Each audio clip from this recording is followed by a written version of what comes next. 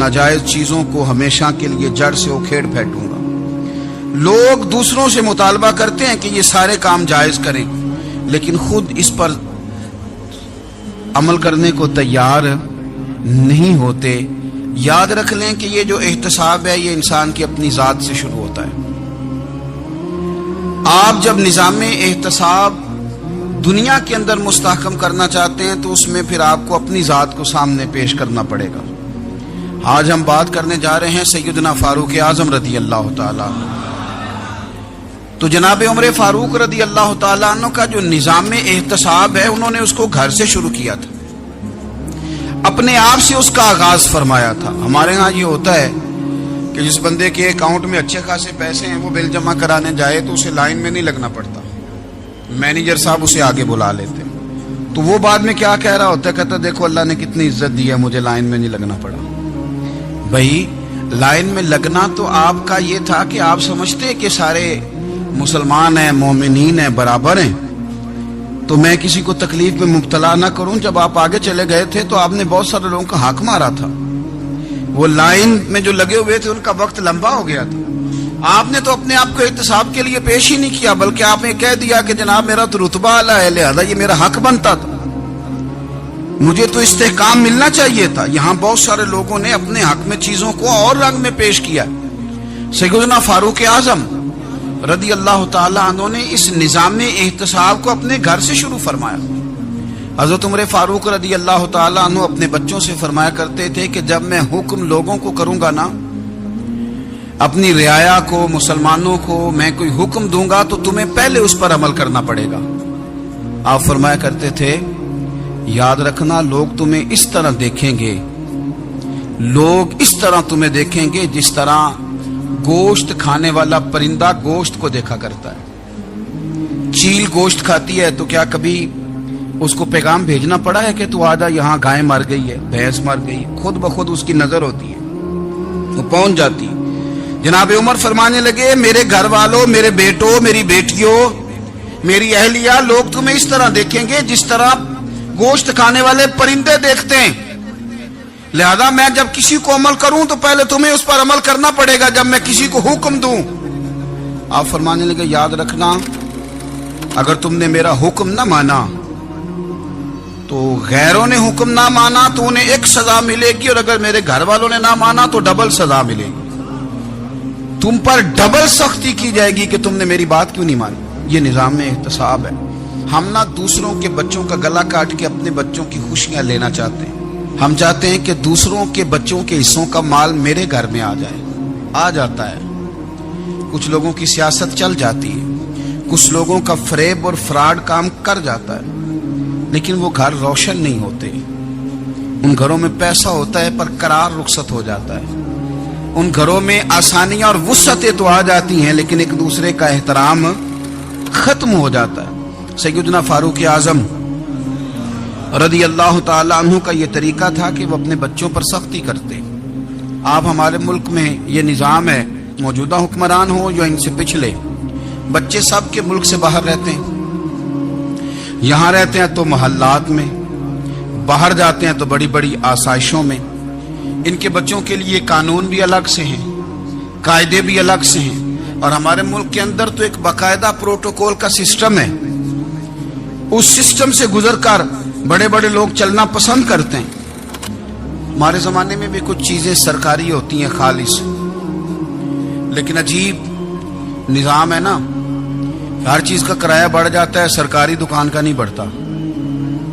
باقی دکانیں 5-6 سال کے لیے ملتی ہیں، سرکاری دکان پہ آپ قبضہ کرنا چاہیں تو پورے 100 سال کے لیے مل جاتی ہے۔ چونکہ یہ عام عوام کی پراپرٹی ہے تو اس کے ساتھ جو مرضی کو سلوک کرے۔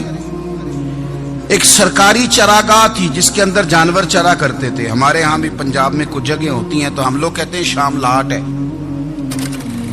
سرکاری چراگاہ میں جانور چرا کرتے تھے۔ حضرت عمر فاروق رضی اللہ تعالیٰ عنہ کے صاحبزادے سیدنا عبداللہ ابن عمر رضی اللہ تعالیٰ عنہ نے بھی ایک اونٹ خرید لیا، تو سب لوگوں کے جانور سرکاری چراگاہ میں چرتے تھے، آپ نے بھی اپنا جانور وہاں چرنے کے لیے، کھانے پینے کے لیے چھوڑ دیا۔ وہ جب اونٹ آیا تو پتلا تھا، کچھ دنوں کے بعد وہ فربا ہو گیا، طاقتور ہو گیا، موٹا تازہ ہو گیا۔ حضرت سیدنا عبداللہ ابن عمر رضی اللہ تعالیٰ عنہ نے بیچا تو وہ ڈبل قیمت سے بھی زیادہ کا بکا، کیونکہ پہلے دبلا پتلا تھا، اب موٹا تازہ فربا ہو گیا۔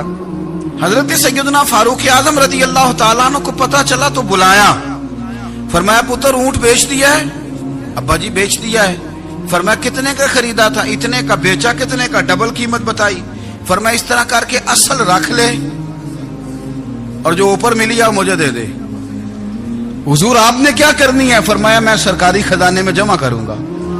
حضور کیوں؟ فرمایا اس لیے کہ تیرا اونٹ سرکاری جگہ پہ چرا کرتا تھا، وہ گھاس سرکاری جگہ سے کھاتا تھا۔ حضور سب کے کھاتے۔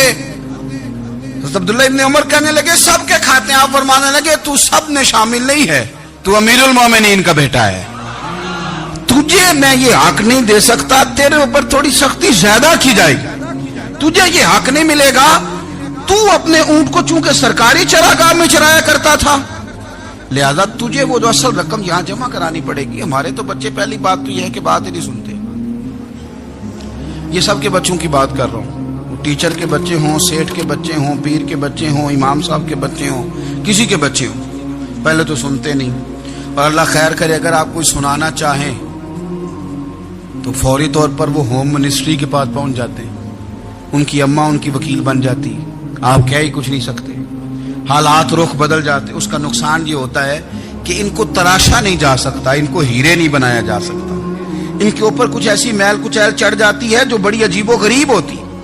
اور کچھ لوگ ایسے ہوتے ہیں جو خرابی کرنے میں بھی اپنا کردار ادا کرتے ہیں، خرابی کرنے میں، اور بڑے لوگوں سے منسلک ہونے کے لیے لوگ رستے تلاش کرتے ہیں، رستے۔ میں چونکہ چیزوں کا مطالعہ کرنے کا بڑا شوقین ہوں، تو میری والدہ داخل تھی کئی سال پہلے ہسپتال میں، تو مجھے اس ہسپتال میں کچھ دن رہنا پڑا۔ ایک پرائیویٹ ہاسپٹل تھا، تو اس میں انہوں نے جگہ جگہ لکھ کے لگایا تھا ملازمین کو بخشیش نہ دیں، ہم ان کو بڑی اچھی معقول تنخواہ دیتے ہیں، سیلری بڑی عمدہ ہے، تو لوگ بخشیش نہ دیں۔ میں نے جو مینجمنٹ کے لوگ تھے ہاسپٹل کی، ان میں سے ایک سے میں نے کہا کہ اگر کوئی بندہ اپنی خوشی سے دینا چاہے تو آپ نے بڑا موٹا لکھ کے لگایا برائے مہربانی ان کو بخشیش نہ دے۔ اس نے بڑی قیمت، سادہ آدمی تھا پر میری بڑی اس نے مجھے بات بتائی، مجھے نفع ہوا۔ کہنے لگے مولوی صاحب جب کچھ امیر لوگ ہسپتال میں مریض لے کے آتے ہیں تو وہ صفائی والے کو پہلے ہی 500 روپیہ دکھا لیتے ہیں آتے ہی، پھر وہ جیسے آواز دیتے ہیں صفائی والے فٹافٹ اندر آتے ہیں، ان کا کمرہ صاف کرتے ہیں۔ تو سارے تو بیچارے اتنے مالدار نہیں ہوتے کہ آتے ہی پہلے کام والے کو 500 دیں۔ پھر نقصان کیا ہوتا ہے کہ یہ جن کی ذمہ داری ہے بہت ساری ڈیوٹیاں کرنے کی، یہ ڈیوٹی نہیں کرتے، یہ پلٹ کے ان کی طرف دیکھتے ہیں جن کے گھر سے سالن صحیح آتا ہے، ادھر ان کی توجہ زیادہ ہو جاتی ہے، جو نوٹ ان کو زیادہ دکھاتے ہیں، جو پھل لے کے آتے ہیں تو آدھا ان کو دیتے ہیں۔ تو ہم یہ کہتے ہیں یہ کام ہی نہ کرو، یہ اپنی تنخواہ پہ کام کریں تاکہ ہر آنے والے کا درد سمجھیں، ہر ایک کو یکساں یہ سروسز فراہم کریں۔ تو ہم یہ کام کرتے ہیں، ہم ایم پی اے کے اور کسی سے ہمارا تعلق نہ بنے تو ہم جناب اس کے ڈرائیور سے ہی تعلق بنا لیتے ہیں، ہم وہ جو آپریٹ کرنے والا ہوتا ہے ٹیلی فون اسی سے بڑا تعلق بناتے ہیں، اس کو مٹھائی کا ڈبہ جلدی پہنچا دیتے ہیں۔ تو اسی طرح سے بڑے لوگوں کی اولادوں کو بگاڑا جاتا ہے۔ حضرت عاصم بن عمر رضی اللہ تعالیٰ عنہ، یہ سیدنا فاروق اعظم کے بیٹے تھے، مصر گئے تو لوگوں کو پتا چلا حضرت عمر کے بیٹے آئے، لوگوں نے تحفے دیے، بڑی بڑی چیزیں آپ کو دی، حضرت عمر کا بیٹا آیا، بڑے گفٹ دیے۔ تو صاحبزادے واپس آئے تو ان کے پاس بڑے تحائف تھے۔ سیدنا عمر فاروق رضی اللہ تعالیٰ عنہ نے دیکھا تو فرمایا ادھر لانا تحفے، کہا بری لوگوں نے مجھے دیے ہیں۔ فرمایا تو نے کیوں بتایا تھا کہ میں امیر المومنین کا بیٹا ہوں؟ کہا حضور ان کو ویسے ہی پتا چل گیا۔ فرمانے لگے پتر یہ تحفے تمہیں اس لیے ملے ہیں کہ تم امیر کے بیٹے ہو، یہ تحفے تمہارا حق نہیں، چونکہ تمہیں اس کرسی کی وجہ سے ملے ہیں اور یہ کرسی مسلمانوں کی ہے، لہذا یہ حق بھی مسلمانوں کا ہی ہے، یہ لا سارے مال غنیمت میں جمع کیے جائیں گے۔ آپ اپنے گھر سے جب احتساب شروع کرتے ہیں، اپنے گھر سے، اور یہ یاد رکھیں یہ جو لوگ آتے ہیں آپ کے بچوں کو نوازنے کے لیے، یہ انہیں خراب کرتے ہیں، بگاڑ پیدا کرتے ہیں، یہ عجیب و غریب سی چیزوں میں مبتلا کر دیتے ہیں، بچوں کا نقصان ہوتا ہے کل کلام۔ پھر جو شاپر اچھا لے کے آئے پیر صاحب کے بچے ذرا اس سے پیار سے ملتے ہیں، نقصان ہو جاتا ہے، یہ دستے نگر ہو جاتے ہیں، یہ لوگوں کی طرف جیتے ہیں، دوسروں پہ ڈیپینڈ کرنے لگتے ہیں۔ حضرت ابو موسیٰ اشعری رضی اللہ تعالیٰ عنہ نے پہلے تو ایک قلین بڑا سونا تھا، تو آپ نے حضرت عمر کے گھر بھیج دیا کہ چلو ان کے گھر میں ان کی اہلیہ بچھا لیں گی، کہیں سے تحفہ آیا۔ پھر وہ جس کمرے میں مال غنیمت اور خزانہ رکھا جاتا تھا اس کی صفائی کر رہے تھے تو ایک دینار مل گیا، تو وہ دینار بچے سارے جا رہے تھے، تو ان میں سے حضرت عمر کے ایک بیٹے کو چھوٹے کو بلایا اور بلا کے کہا پتر یہ دینار لے لو۔ حضرت عمر نے دیکھا کہ بیٹے کے ہاتھ میں دینار بھی ہے اور گھر میں قالین بھی ہے، ایک موقع پہ وہ قالین گیا، ایک موقع پر بچے کو ایک دینار دیا، تو حضرت عمر اپنی اہلیہ سے پوچھنے لگے یہ کہاں سے آیا قالین؟ کہا جناب ابو موسیٰ اشعری رضی اللہ تعالیٰ عنہ نے بھیجا ہے۔ بیٹے سے پوچھا دینار کہاں سے آیا؟ کہا مجھے انہوں نے ہی دیا ہے۔ آپ نے وہ دینار بھی لیا اور قالین بھی لیا اور اس کو لپیٹا اور جناب ابو موسیٰ اشعری کو بلایا، اور اتنے سخت ناراض تھے، فرمانے لگے ابو موسیٰ اشعری سے کہنا میرے پاس پیدل آئے، گھوڑے پہ نہ آئے۔ اور جب آئے حضرت ابو موسیٰ اشعری تو جناب عمر اتنے ناراض ہوئے کہ وہ قالین لپیٹ کے تو ان کے سر پہ مار دیا، فرمانے لگے پکڑو اپنا دینار، تمہیں پورے مدینے میں میرے بیٹے کے علاوہ کوئی اور نہیں ملے گا جسے تم خراب کر سکو، میرا پتر ہی ملا تھا بگاڑنے کی، کس نے اجازت دی تم میرے بیٹے کو دینار دو؟ کیوں لائے تم میرے گھر میں قالین؟ حضرت عمر فاروق رضی اللہ تعالیٰ عنہ فرمانے لگے میں زمین پہ سونے کا عادی ہوں، زمین چٹیل بھی ہو تو رب کا بندہ بن کے سوتا ہوں تو اللہ مجھے آرام اور سکون کی نیند عطا فرما دیتا ہے، مجھے تمہارے مخملوں کی اور قالینوں کی ضرورت نہیں ہے۔ احتساب یہاں سے شروع ہوتا ہے بھائی، یہاں ہم نہ اپنے گھر میں بیٹھ کے مایوس باتیں کرتے ہیں، اور فلانے کے بچے کہاں پہنچ گئے، فلانے کے بعد بڑا پیسہ آ گیا، میں کچے مکان میں رہوں، میں یہ کروں، دیکھو مجھے نہیں سہولی۔ یہ تو آپ مایوسی والی باتیں کر رہے ہیں، تو آپ کمزور باتیں کر رہے ہیں۔ یہ تو اس طرح کی باتیں تو ہارے ہوئے لوگ کرتے ہیں۔ اس طرح کا لب و لہجہ تو ان لوگوں کا ہوتا ہے جو احساس کمتری کا شکار ہوتے ہیں۔ یہ آپ نے کس طرح کا لب و لہجہ، اور اپنے بچوں کو آپ بھکاری بنا رہے ہیں تاکہ دوسروں کو دیکھیں تو مایوس ہو جائیں۔ اٹھ باندھ کمر کیوں ڈرتا ہے، پھر دیکھو خدا کیا کرتا ہے۔ آپ کا جو احساس ہے وہ اتنا خوبصورت ہو، آپ کے لہجے کے اندر اس قدر ٹھہراؤ ہو، آپ کو اطمینان آ چکا ہو، اور آپ کے بچے کبھی بھی کمپیریزن نہ کریں اپنا کسی کے ساتھ، کبھی بھی انہیں کرنے نہ دیں۔ آپ کبھی وہ کبھی یہ بات نہ کریں کہ فلانے زیادہ اچھا کھاتے پیتے ہیں تو ہم کدھر ہیں، کرنے نہ دیں انہیں بتائیں کہ بیٹا اپنی مٹی پہ چلنے کا سلیقہ سیکھو، سنگ مرمر پہ چلو گے تو پھسل جاؤ گے۔ ان کو بتائیں کہ جو تمہارے پاس ہے یہ خدا کا عطیہ ہے، اسی پر تم نے قناعت کرنی کبھی بھی۔ حضرت زید بن حارثہ سے نبی پاک صلی اللہ علیہ وسلم کو بڑا پیار تھا، پھر ان کے بیٹے حضور کے غلام زادے حضرت اسامہ بن زید کے ساتھ بھی حضور بڑا پیار کرتے، لیکن یہ تو مسلمہ حقیقت ہے نا کہ عظمت اور شان تو سیدنا فاروق اعظم کی زیادہ ہے۔ امت کا اتفاق ہے کہ نبیوں کے بعد سب سے بڑا درجہ جناب صدیق اکبر کا، اور پھر اللہ نے مقام عطا کیا حضرت فاروق اعظم کو، یہ بڑے لوگ تھے۔ ایک دفعہ مال تقسیم ہو رہا تھا تو حضرت عمر رضی اللہ تعالیٰ عنہ نے نا حضرت اسامہ بن زید کو 4000 دینار دیے اور اپنے بیٹے عبداللہ ابن عمر کو 3000 دینار دیے۔ تو حضرت عبداللہ ابن عمر گھر جا کے کہنے لگے ابا جی اسامہ میں وہ کون سی خوبی ہے جو میرے اندر نہیں، اور اسامہ کے باپ میں وہ کون سی خوبی ہے جو آپ کے اندر نہیں۔ تو حضرت عمر کی عاجزی دیکھیے، حالانکہ بالاتفاق دنیا جانتی ہے کہ جناب عمر فاروق رضی اللہ تعالیٰ عنہ افضل ہیں، پھر بھی پتہ اپنے بیٹے سے کیا کہتے ہیں؟ فرماتے ہیں او سن یار، وہ خدمت گزار ہیں نبی پاک کے، وہ بھی حضور کے گھر میں ڈیوٹی کرتے، نوکری کرتے، اور ان کے بیٹے بھی حضور کی نوکری کرتے، یہ خدمت گزار ہیں۔ فرمانے لگے اگر تو نے پوچھ لیا تو سن، پھر میری تو رائے یہ ہے کہ تیرے سے زیادہ اسامہ بن زید حضور کی نظر میں پیارے ہیں، اور اسامہ کا باپ تیرے باپ سے زیادہ نبی پاک کا پیارا ہے۔ کوئی کمپیریزن کرنے نہیں دیا، بچوں کو کسی ایسی جگہ کھڑے ہونے نہیں دیا، فرمایا یہ وجہ ہے، یہ انداز ہے کہ تو زیادہ پیارا ہے۔ حضرت عمر فاروق رضی اللہ تعالیٰ عنہ پسند نہیں کرتے تھے ذرا برابر بھی پسند نہیں کرتے تھے کہ کوئی شخص اور مال آتا تو اپنے رشتہ داروں کو نوازنے سے بچتے. مال غنیمت آتا ہے نا ہمارے ہاں تو اللہ خیر کرے جب کوئی بندہ کونسلر بنتا ہے, چیئرمین بنتا ہے, تو ٹھیکہ کس کو دیتا ہے؟ کوئی چلو بھتیجا مل جائے, کوئی بھانجا مل جائے, کوئی چھوٹا بھائی, اسے بھی کام مل جاتا ہے ساتھ. نوازنے پہ لوگ آتے ہیں تو وہ تلاش کرتے ہیں کہ کہاں کہاں کو میرا ہے. وہ ٹینڈر ہی ان کے نام کے پاس ہوتے ہیں جن کی طرف ذرا نظر کرم زیادہ ہوتی. حضرت عمر فاروق مال تقسیم کر رہے تھے تو بیٹی آگے کہنے لگی, ابا جی رشتہ داروں کا بھی حق ہوتا ہے, آپ سب کو دیتے ہیں, آپ کے قریب ہی نہیں آتے. تو حضرت عمر فاروق نے کیا لفظ کہے, کیا حقیقت ہے, کیا حسن ہے. فرمانے لگے, پتر یہ مال تیرے باپ کا نہیں مسلمانوں کا ہے.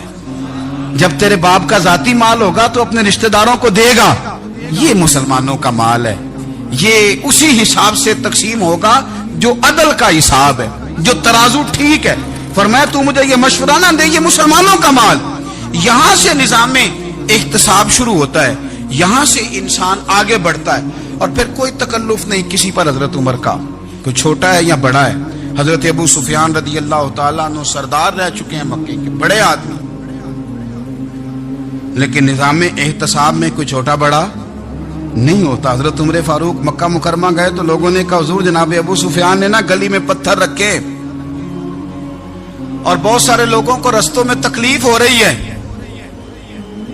تو حضرت ابو سفیان رضی اللہ تعالیٰ عنہ سے بھی لوگ کہہ دیتے تو وہ بھی اٹھا دیتے, لیکن لوگوں نے چونکہ وہ سردار تھے, بڑے تھے, تو لوگوں نے ان سے کہا نہیں. حضرت عمر جب آئے تو کہا, تو جناب عمر نے پرواہ نہیں کی, خود آئے, جناب ابو سفیان سے کہا یہ پتھر آپ نے رکھے؟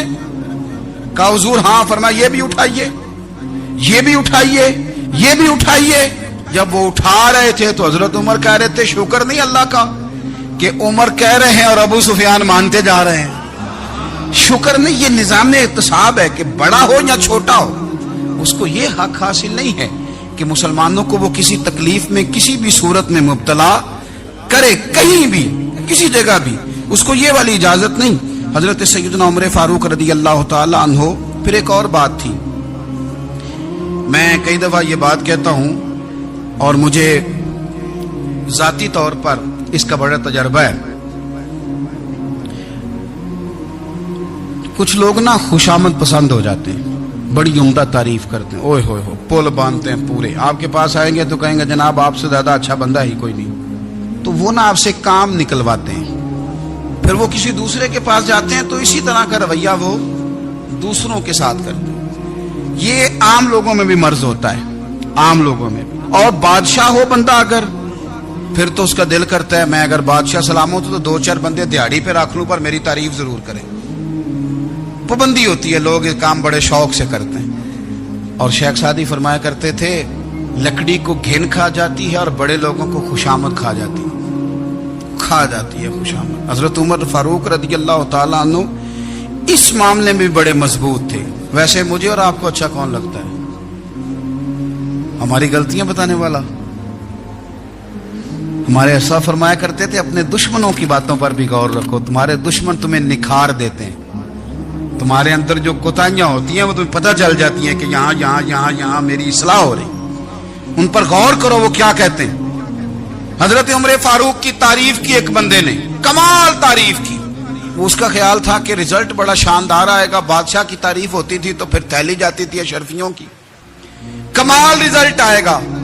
تو حضرت عمر جب وہ پوری کر چکا نا بات تو فرمانے لگے, تو خود بھی ہلاک ہوا اور مجھے بھی ہلاک ہی کر دیا, خود بھی تباہ ہوا ہے مجھے بھی تباہ کر دیا. کس طرح کی باتیں کر رہا ہے. ایک بندہ اور آیا اور اس نے آ کے کہا کہ پوری امت میں سب سے افضل ہے فاروق اعظم آپ ہی ہیں.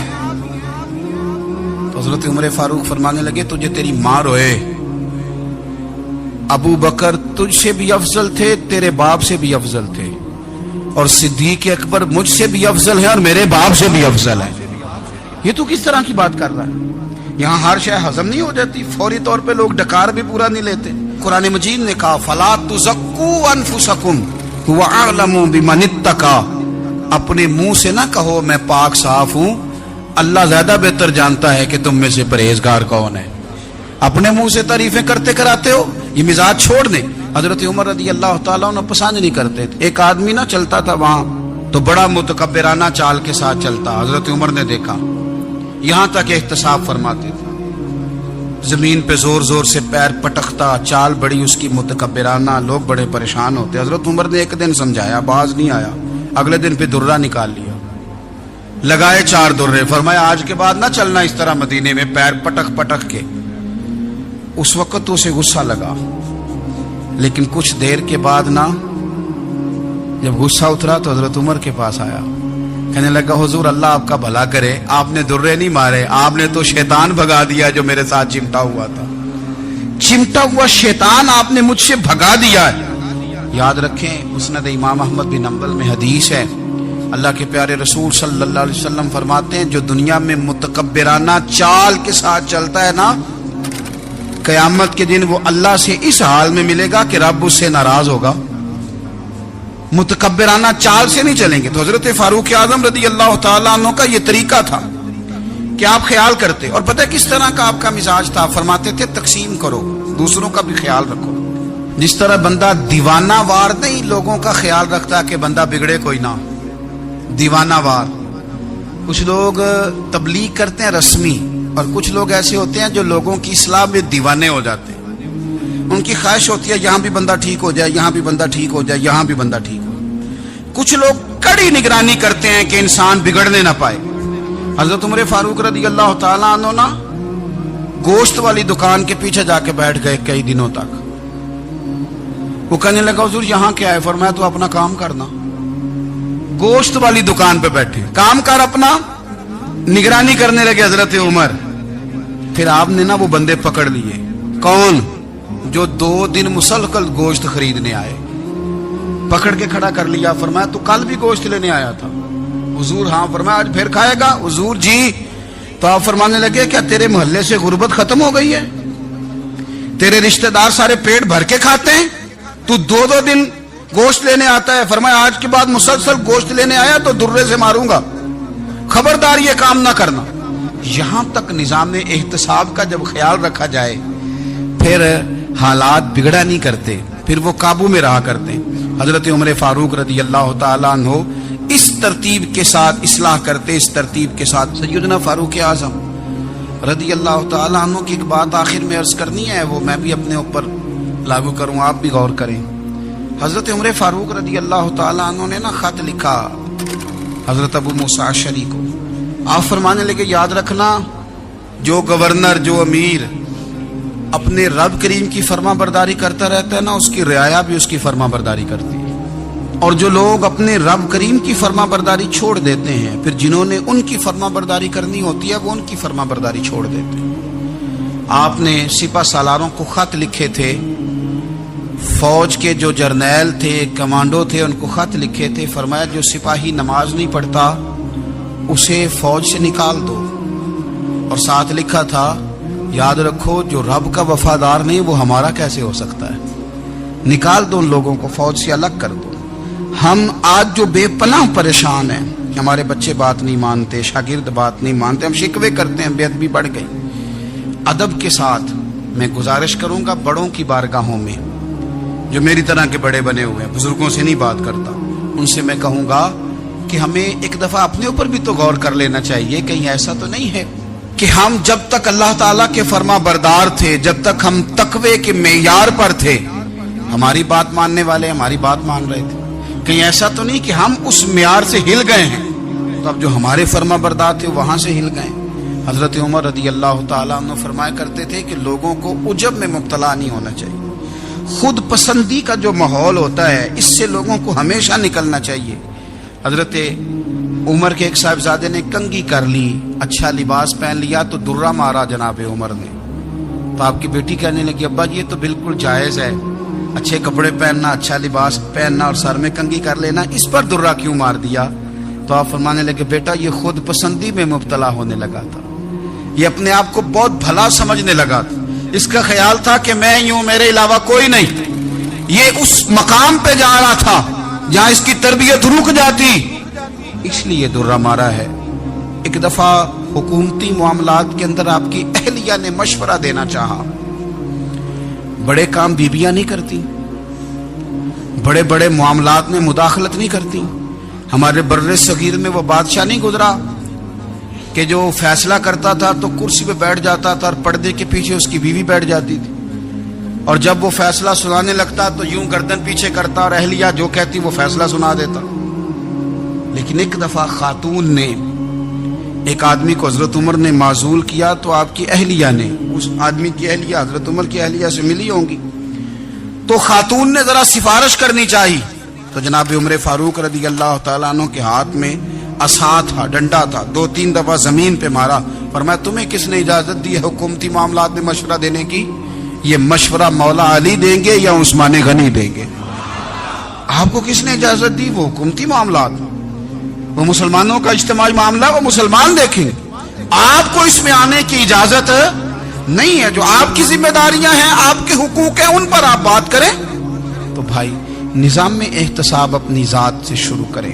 ہماری اولادیں، ہمارے بچے، وہ باہر سے انہوں نے زیادہ اثر نہیں لیا، ہم نے انہیں بتایا ہے کہ ہم بڑے غریب ہیں، ہم بڑے مجبور ہیں، ہم تو بڑے کمزور ہیں، ہماری تو سنتا کوئی نہیں، یہ تو امیروں کا ملک ہے، اس میں تو فلانے فلانے کو اہمیت حاصل ہے۔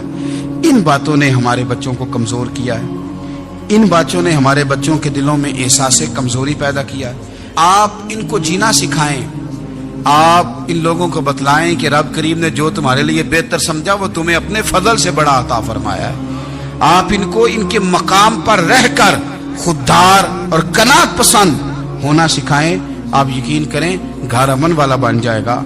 بچے اگر بھنا ہوا گوشت کھا رہے ہوں اور پھر بھی لاڑی رہے ہوں کہ مسالہ میری مرضی کا نہیں، سٹائل میری مرضی کا نہیں، ٹیسٹ میری مرضی کا نہیں، یہ والا گوشت میں نے نہیں کھانا، یہ اس طرح کر کے بھنا ہوتا تو پھر میں نے کھانا تھا، وہ زیادہ خوفناک صورتحال ہو جاتی ہے۔ لیکن اگر ابا جی، اماں جی، گھر والے کھیتوں میں کام کر رہے ہوں اور بچے اچار کے ساتھ روٹی لے کے جائیں اور بننے پہ بیٹھ کے، پھٹے پہ بیٹھ کے وہ پھر کھانا شروع کریں، اور جب وہ اچار آئے اور وہ ایک دوسرے کو کہیں کہ آج تو 2 کلے ہو گئے میرے کام کے، اس دفعہ تو دیکھنا ہماری فصل کتنی شاندار ہوگی، ایک دوسرے کو دیکھ دیکھ کے وہ ہنسیں اور مسکرائیں اور ان کی باتوں میں لذت ہو، اور پھر وہ کہیں کہ آم بڑے اچھے مل گئے تھے، دیکھو اچار کتنا سونا آ گیا ہے، دیکھو یہ کس قدر زیادہ اچھا ٹیسٹ ہے، تیل بھی بڑا اچھا ہے، گل بھی بڑے وقت پہ گیا ہے۔ آپ یقین کریں یوں لگتا ہے کہ کائنات کی سب سے بہترین روٹی یہ لوگ کھا رہے ہیں۔ یہ سوچ حضرت عمر نے ہمیں دی ہے، یہ فکر جناب عمر نے ہم تک پہنچائی ہے۔ اللہ ہمیں سمجھنے کی توفیق عطا فرمائے۔ آخر دعوایا ان الحمدللہ رب العالمین۔ بول اٹھا کافر، بول اٹھا، اگر 6 مہینے عمر دنیا میں اور رہتے تو دنیا میں کوئی کافر موجود نہ ہوتا۔ 6 مہینے، اور جب اس بطل جلیل کا جنازہ اٹھا، اللہ بخاری پڑھیے نا، اللہم ارزقنا شہادت فی سبیلک، اللہ بسترے کی موت نہ دینا، شہادت کی دینا۔ عمر شہید ہوئے، مسجد نبوی میں نماز پڑھاتے، اور جب جنازہ اٹھا تو مدینے کا پھر پیچھے جو دلیر بچے وہ مولا علی تھے۔ مولا علی، جناب عمر کا جنازہ اٹھا تو سب سے پہلی ہائے جو نکلی وہ حضرت علی کی زبان سے نکلی، اور حضرت علی کی ساری داڑھی آنسوؤں سے بھر گئی۔ لوگوں نے کہا کہ علی کیا ہوا؟ فرمانے لگے تم دیکھ نہیں رہے جنازہ کس کا اٹھا ہے، پلٹ کے دیکھو تو صحیح، تم پتہ نہیں ہے کون گیا ہے؟ کہ حضور کیا ہوا؟ اب فرمانے لگے عمر اس طرح کے کام کر کے گیا ہے، اب ان کے رستوں پہ کون چلے گا؟ کون اس کے جگر راہ وفا میں نقش ایسے چھوڑ آیا ہوں، میں جس منزل سے گزرا ہوں وہ اب تک یاد کرتی ہے۔ حضرت علی حضرت عمر کے جنازے پہ کھڑے ہو کے کہتے ہیں اللہ مجھے اس طرح کے عمل کرنے کی توفیق دے جس طرح کے عمر کر کے گیا۔ میرے بھائی، بطل عزیز، بطل حریت حضرت عمر رضی اللہ تعالیٰ عنہ، جو اپنی زندگی انقلاب والی گزار کے گئے۔ عمر جب دنیا سے گئے تو 80 دینار کا قرضہ تھا، 22 لاکھ مربع میل کا حکمران، اور اپنے بیٹے سے کہنے لگے بیٹے کوشش کرنا تیرے خاندان والے مل کے میرا قرضہ اتار دے، میری قبر پہ بوجھ نہ رہے۔